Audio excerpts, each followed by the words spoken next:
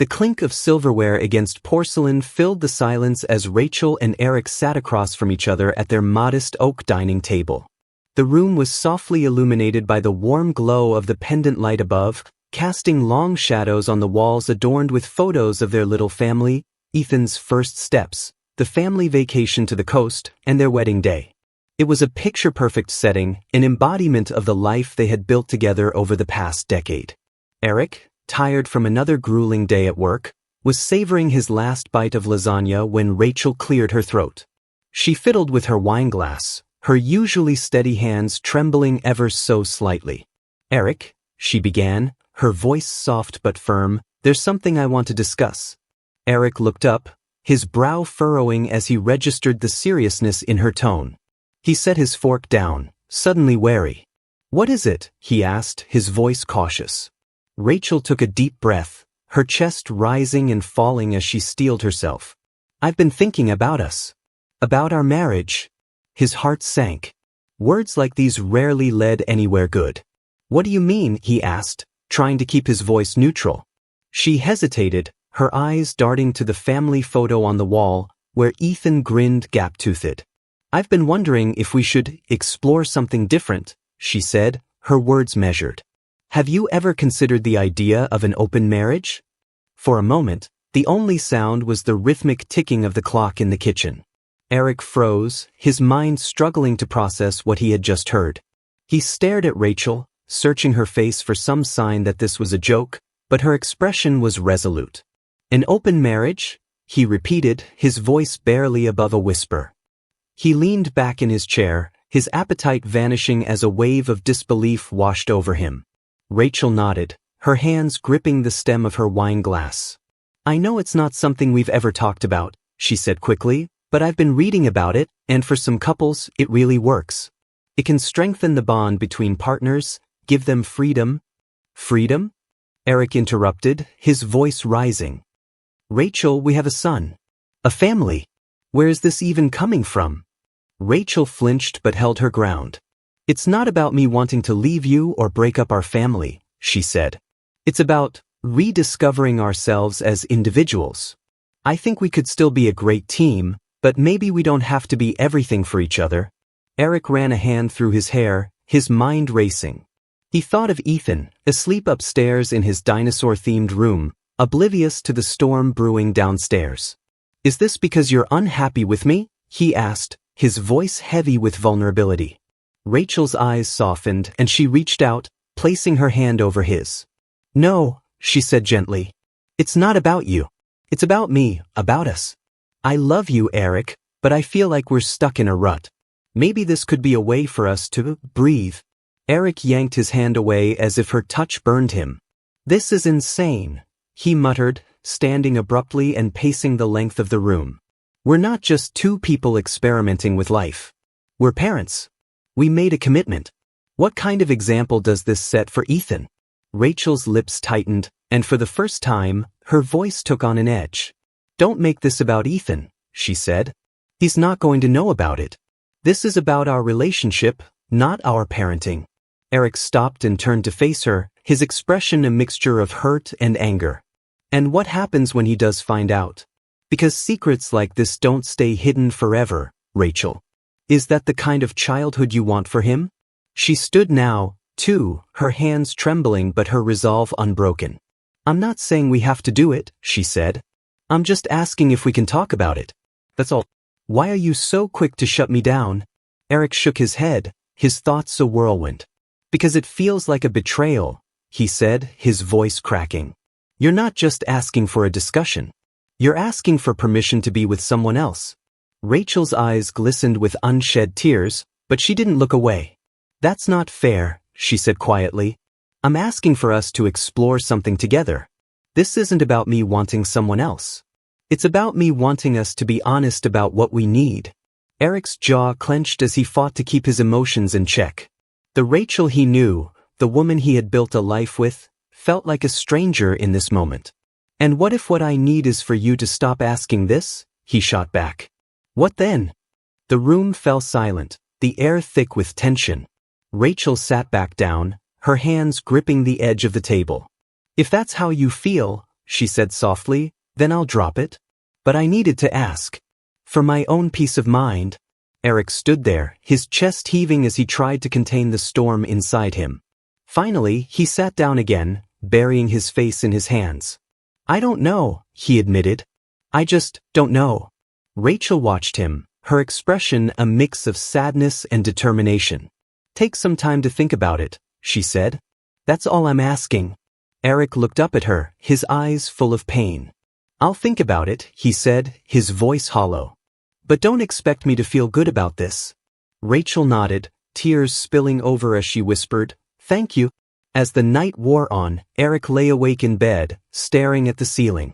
Beside him, Rachel slept fitfully, her breaths uneven. The weight of her proposal hung between them like an invisible wall, reshaping the foundation of everything they thought they knew about each other.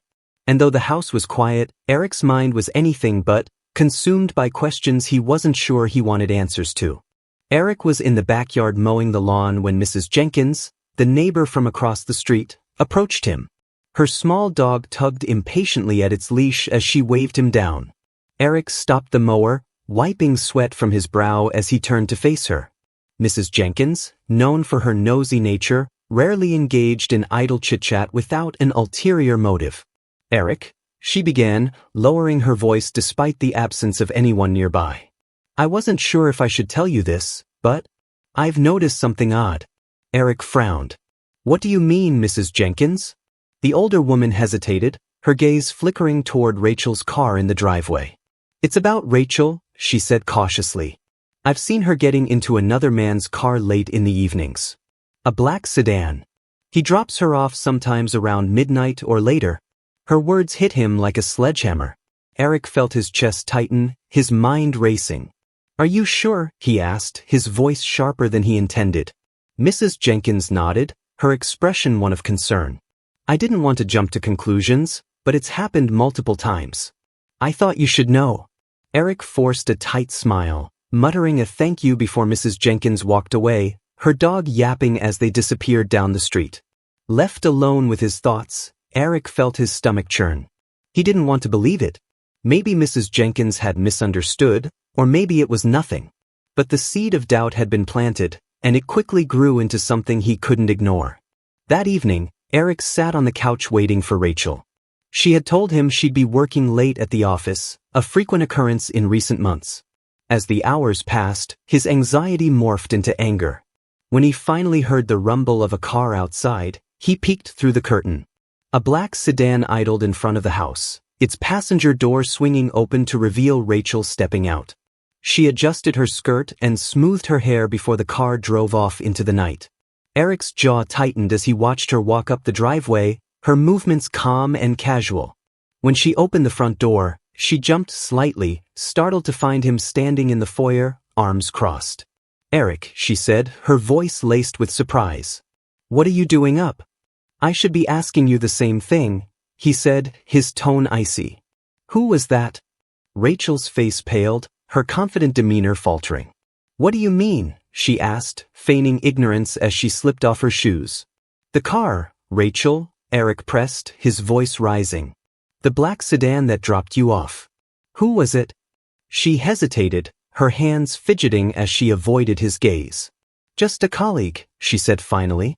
Liam offered me a ride home since it was late. Eric's eyes narrowed. And that's all it is? Just a ride? Rachel's silence was deafening.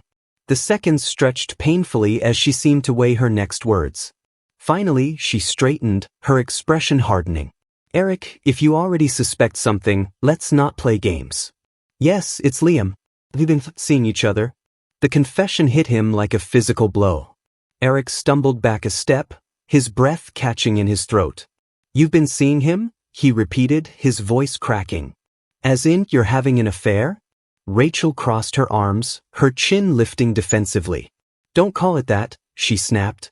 We agreed to an open marriage, Eric. You said you were okay with this?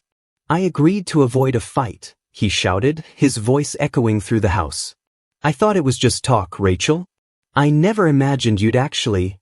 He trailed off, his hands shaking as he struggled to find the words. Rachel's face flushed with anger. Don't you dare act like the victim here, she said. You gave me your permission. You agreed. I didn't agree to be humiliated. Eric shot back, his voice filled with venom. While I'm here taking care of Ethan, you're out with Liam. How long has this been going on? Her lips tightened, but she didn't look away. 6 months, she admitted. And it's not just physical. I care about him, Eric. Eric let out a bitter laugh, running a hand through his hair. 6 months. 6 months of lies. You let me sit here like a fool while you... God, Rachel. What about Ethan? What about our family? Rachel's expression softened slightly, though her resolve didn't waver. I never wanted to hurt you, she said quietly. I thought we could handle this like adults. Like adults? Eric repeated, his voice dripping with sarcasm. Do adults sneak around in the middle of the night? Do adults prioritize their colleagues over their families? Rachel flinched at his words but didn't respond. The silence between them was suffocating, filled only by the distant hum of the refrigerator. Finally, Eric spoke again, his voice raw with emotion. Do you love him? He asked, his gaze piercing. Rachel hesitated, her eyes welling with tears. I don't know, she admitted. It's different with him. He understands me in ways you don't. Eric felt his chest constrict, the final shred of his dignity crumbling beneath her words. So that's it, he said, his voice trembling. 10 years of marriage, a son, everything we've built. None of it matters because Liam understands you? It's not like that, Rachel said, stepping closer. I still love you, Eric.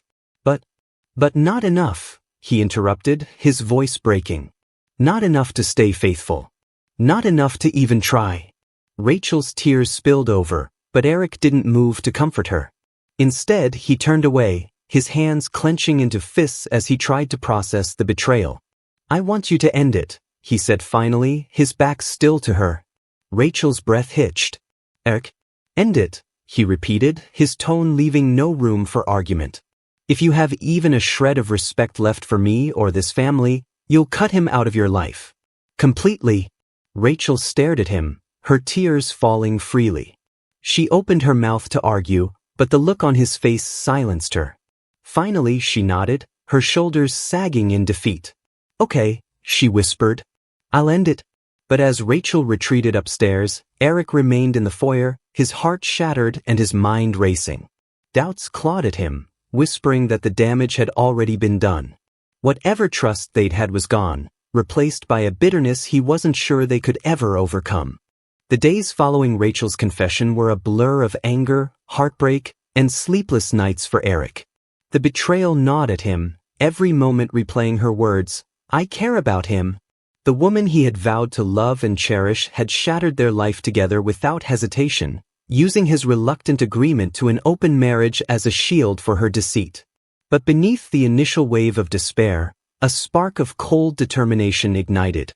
If Rachel thought she could betray him so casually and still walk away with her life intact, she was sorely mistaken. Eric sat alone in his home office, staring at the framed photo of their wedding day. He had loved Rachel with all his heart that day. Her radiant smile, her hand tightly clasping his, the way she had whispered promises of forever, they all felt like lies now. He clenched his jaw as he pulled out the file he'd stored in the back of the drawer for nearly a decade, their prenuptial agreement. The document was dry and formal, filled with legal jargon, but its meaning was clear. In the event of infidelity, all assets reverted to him. Eric's heart pounded as he reread the clauses. It had been a precaution at the insistence of his father, a seasoned businessman who believed in safeguarding his son's future. At the time, Eric had balked at the idea, feeling it was unnecessary. Rachel had signed it without much argument, brushing it off as a formality. Now, it was his lifeline, a weapon in a war he never wanted to fight but couldn't afford to lose. Rachel remained oblivious to his plans, going about her days with a strained politeness that barely masked the tension between them. She claimed she had ended things with Liam, but Eric didn't care. The damage was done. He pretended to move past it, suppressing his anger and playing the part of a wounded but forgiving husband. Inside, he was strategizing every move. One evening, Rachel found him in the living room, reviewing documents on his laptop. You've been working a lot lately, she said cautiously, her tone betraying her unease. Eric didn't look up. There's a lot to take care of, he replied, his voice distant. She hesitated before sitting down across from him. Eric, I know things have been hard, but I'm trying. I want us to get back to a good place. Eric's eyes flicked to hers, cold and calculating. A good place, he repeated, his voice devoid of emotion. Like the one you had with Liam? Rachel flinched, her composure cracking. I told you I ended it, she said defensively. I thought we were moving forward. Eric snapped his laptop shut and leaned forward, his expression steely. Forward? You think I can just forget what you did? That you humiliated me, betrayed me, and put our family second to your little office fling? Her eyes filled with tears, but he didn't soften. I'm sorry, Eric, she whispered. I've made mistakes, but I'm willing to do whatever it takes to fix this. Eric stood, towering over her. It's too late for that, Rachel, he said, his voice low and menacing. You made your choices, and now it's time to face the consequences.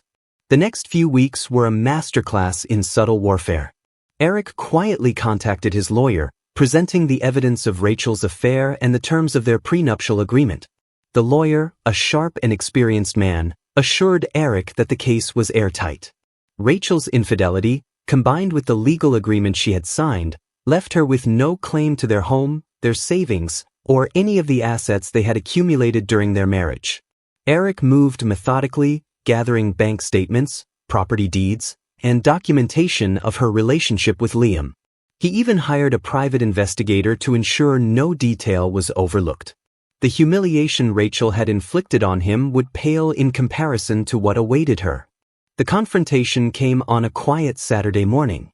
Rachel was sipping coffee at the kitchen table when Eric entered, holding a stack of papers. We need to talk, he said, his voice cutting through the stillness. She looked up, her brow furrowing at his serious tone. What is it? Eric placed the documents in front of her, his expression unreadable. These are divorce papers, he said bluntly. I've filed on grounds of adultery. Rachel's face drained of color as she stared at the papers. Divorce, she repeated, her voice trembling. We can work through this. We can. There's nothing to work through, he interrupted coldly. You broke our vows, Rachel. You chose him over me. Over us. She shook her head, her hands trembling as she pushed the papers away. I was honest with you. I told you everything. That has to count for something. Eric laughed bitterly, the sound harsh and devoid of humor. You think honesty after the fact absolves you? You think admitting to sleeping with Liam erases the months of lies, the nights you spent sneaking around? You don't get to play the victim here. Tears streamed down her face, but Eric remained unmoved. Eric, please, she pleaded. What about Ethan? What about our family? Our family, he repeated, his voice dripping with contempt. You destroyed that the moment you climbed into his car. Don't you dare use Ethan as a shield for your actions. Rachel sobbed openly now, but Eric pressed on. The prenuptial agreement, he said, gesturing to the papers. You remember it, don't you? You signed it before we got married. It ensures that when one of us breaks the trust, they don't get to benefit from the other's hard work. Her eyes widened as she realized the full extent of what he was saying. You're taking everything, she whispered, her voice barely audible. Everything, he confirmed. The house, the savings, the car, it's all mine. You get nothing, Rachel. Nothing. Rachel collapsed into the chair, her sobs racking her body as the reality of her situation sank in. The humiliation was unbearable. The life she had built with Eric, the stability she had taken for granted, was crumbling before her eyes. And she had no one to blame but herself. Eric watched her without pity, his heart hardened by her betrayal. You can stay here until the divorce is finalized, he said coldly. But after that, you'll need to find somewhere else. I'll be keeping the house. Where am I supposed to go? She choked out. That's not my problem, he replied, turning on his heel and walking away, leaving her to weep alone in the kitchen. Upstairs, Ethan's laughter echoed from his room, oblivious to the chaos unfolding below. For Eric, the victory was bittersweet. He had taken back control, ensuring Rachel would face the consequences of her choices. But the scars of her betrayal ran deep, and he knew the path ahead would not be easy. Yet as he stood in the quiet of his home, the weight of revenge settled heavily in his chest, mingling with the lingering pain of a love lost forever. The fallout of Eric's decisive actions reverberated far beyond their home. Word of Rachel's betrayal began to spread in hushed tones among their social circle, amplified by whispers and curious glances. But the real storm erupted when the details of Rachel's affair reached her workplace, a revelation Eric had carefully orchestrated as part of his plan to ensure Rachel would truly understand the consequences of her actions. It started innocuously enough. A concerned colleague, who had seen Rachel's suspicious late-night rendezvous with Liam outside the office, mentioned it to another. Soon, rumors swirled through the corridors like wildfire. Rachel and Liam's behavior at work had always been professional, but in hindsight, coworkers began to reinterpret their shared glances and hushed conversations. The office was abuzz with speculation, and the story quickly reached their boss, Mr. Carmichael. Mr. Carmichael, a shrewd and image-conscious man, had built the company's reputation on trust and integrity. The notion of two senior employees embroiled in a scandal threatened to tarnish everything he had worked for.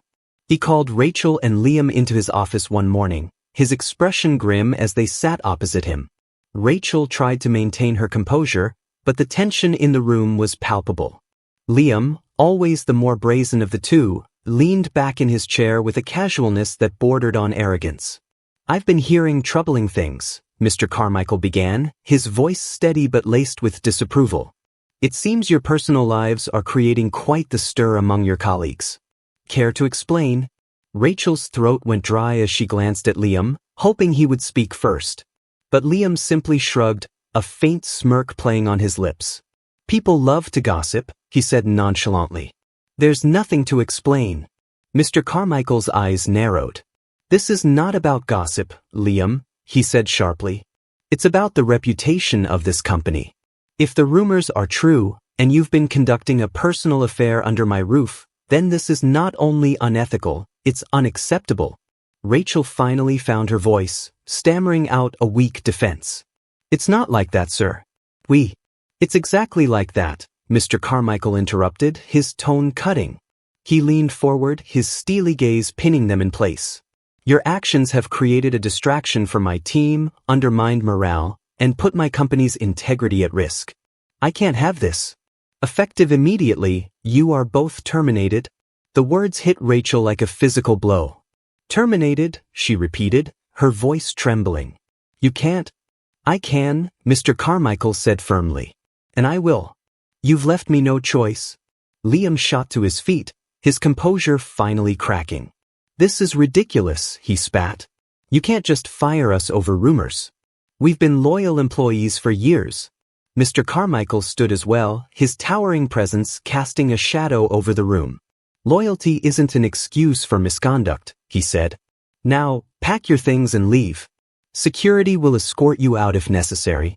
Rachel stared at him, her mind reeling.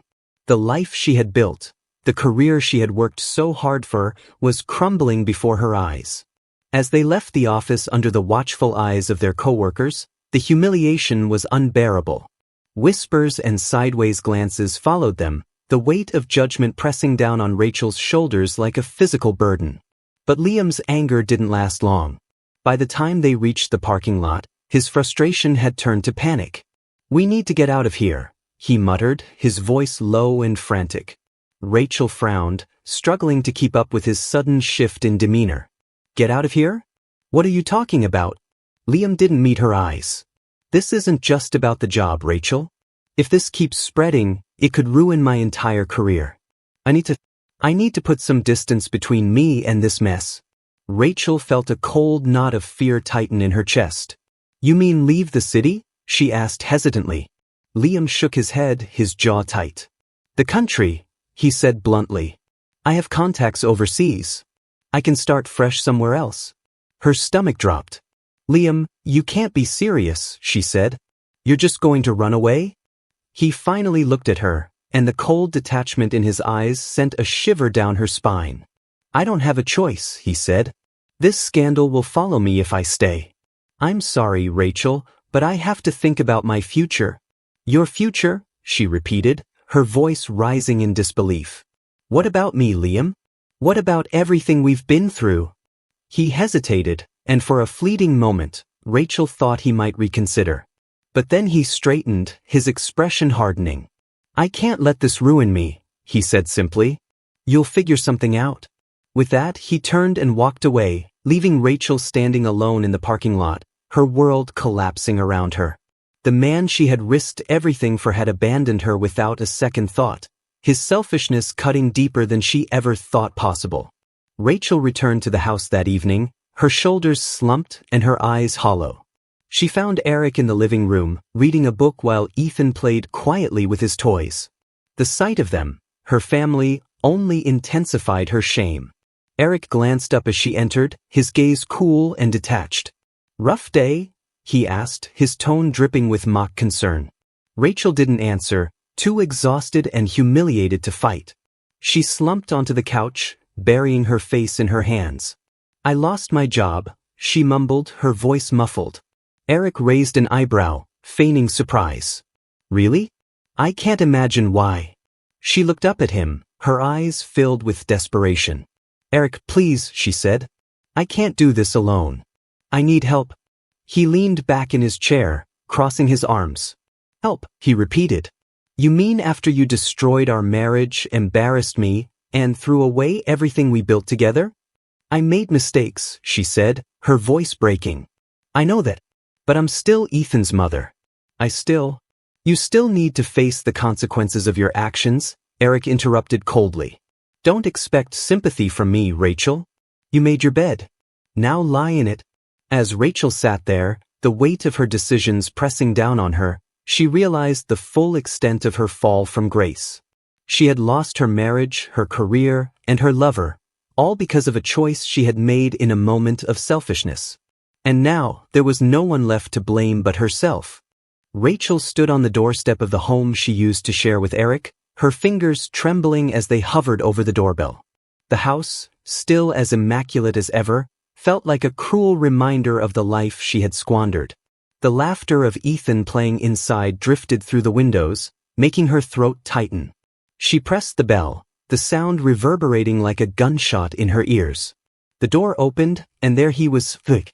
He looked different, more confident, lighter, as if shedding the weight of their tumultuous marriage had breathed new life into him. Beside him, a woman appeared, her arm casually resting on Eric's. She was beautiful, radiating warmth and poise in a way that made Rachel feel instantly small. Rachel, Eric said, his tone cool but not unkind. What are you doing here? Rachel swallowed hard, tears already brimming in her eyes. Eric, I need to talk to you. Please. The woman beside him glanced between them, sensing the tension. I'll give you two some privacy, she said softly, her voice kind yet firm. She kissed Eric's cheek before retreating back inside, leaving Rachel feeling utterly exposed. Eric stepped onto the porch, closing the door behind him. His arms crossed over his chest as he waited for Rachel to speak. She stared at the ground, shame coloring her cheeks. I made a mistake, she began, her voice shaking. I made so many mistakes. And now I have nothing. No job, no home, no one. That's not my fault, Eric replied evenly. I know, she said quickly, tears streaming down her face. I know it's all my fault. I was selfish and stupid, and I destroyed everything. But Eric, we have a history. We built a life together. I was hoping, her voice broke and she sobbed openly. I was hoping you might give me another chance. Eric's expression didn't soften. You think I can just forget everything you did?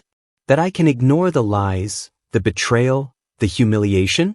Rachel, you didn't just hurt me. You broke every ounce of trust one had in you.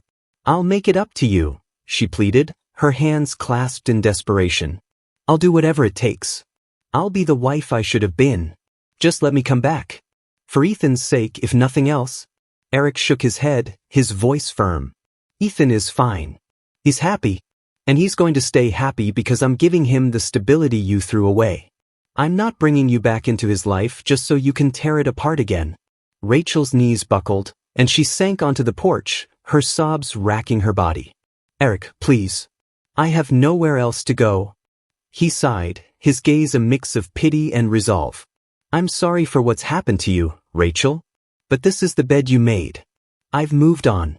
I have someone who treats me with respect and honesty, things you stopped giving me a long time ago. His words cut through her like a knife, each syllable a painful reminder of everything she had lost. She looked up at him, her tear-streaked face desperate. Don't you feel anything for me anymore? She whispered. I feel sorry for you, he said after a pause. But love? That's gone. Without another word, he stepped back inside, the door closing firmly behind him. Rachel remained on the porch, her body trembling as the weight of finality settled over her. The laughter of Ethan and the warmth of the home behind that door were now just echoes of a life she could never reclaim. And as the night fell, Rachel realized she was truly, completely alone. Eric's life had changed in ways he never imagined. In the months since Rachel's tearful plea on his porch, he had quietly rebuilt his world, brick by brick, leaving behind the wreckage of betrayal and heartbreak. The new house was smaller than the old one but warmer, cozier. It felt like a true home, a fresh start for him and Ethan, filled with laughter and love, not tension and deceit. At the heart of this new chapter was Clara. They had met at a local community event, a book drive for Ethan's school. She was a teacher, her gentle smile and quick wit drawing Eric in immediately. Where Rachel had been ambitious and often distracted, Clara was thoughtful and present. She brought a calmness to Eric's life that he hadn't realized he was missing. Clara was patient with Ethan, treating him with kindness and respect while letting him adjust to her presence at his own pace. It didn't take long before Ethan began looking forward to her visits, his face lighting up when she walked through the door. Watching them together, Clara reading to Ethan on the couch, or teaching him how to bake cookies in the kitchen, filled Eric's heart with a joy he hadn't felt in years. One crisp autumn afternoon, Eric and Clara took Ethan to the park. As they watched him race up the climbing structure, his laughter echoing across the playground, Eric couldn't help but marvel at how far they had come. He reached for Clara's hand, intertwining their fingers as she leaned her head on his shoulder. Thank you, Eric said softly. Clara looked up at him, her expression curious. For what? For this, he replied, gesturing to the park and Ethan, who was now sliding down the tallest slide with a triumphant shout.